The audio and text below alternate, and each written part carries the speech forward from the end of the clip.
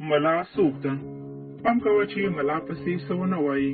د ملا په سر کې میم ده، مولوي په سر کې میم ده، مفتي په سر کې میم ده، مسجد په سر کې میم ده، محراب دی له میم نه ده، منبر دی له میم نه ده، مدرسه دی له میم نه ده، مجاهد دی له میم نه ده، مرکز دی له میم نه ده، مرشد دی له میم نه ده، مرید دی له میم نه ده، مور دی له میم نه ده، مؤمن دی له میم نه ده، مسلمان دی له میم نه ده، مساله دی له میم نه ده، مونس دی له میم نه ده.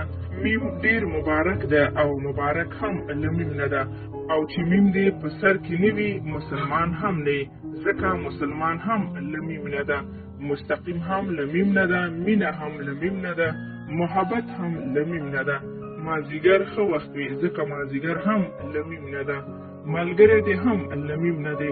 الله جل جلاله ډیر مهربان ده، ځکه مهربان هم له میم نه ده. مغفرت تر ټولو لوی نعمت ده، ځکه مغفرت هم له میم نه ده. او په آخر کې به دومره درته ووایم چې زمونږ خوږ نبی حضرت محمد صلی الله علیه وسلم مبارک نوم هم له میم نه ده.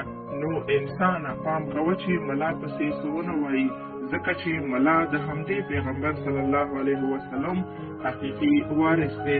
ستاسو تر غوږونو د الله جل جلاله احکامات او د هغه د دین ترجماني کوي.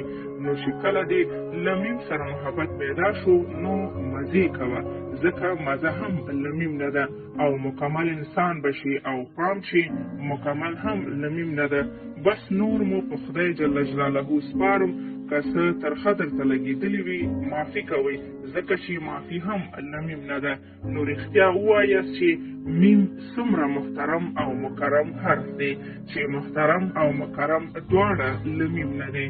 د الله جل جلاله له مخلوق سره ښه کوه، ځکه چې مخلوق هم له میم نه ده، او ستا ښایسته مخ هم له میم نه ده.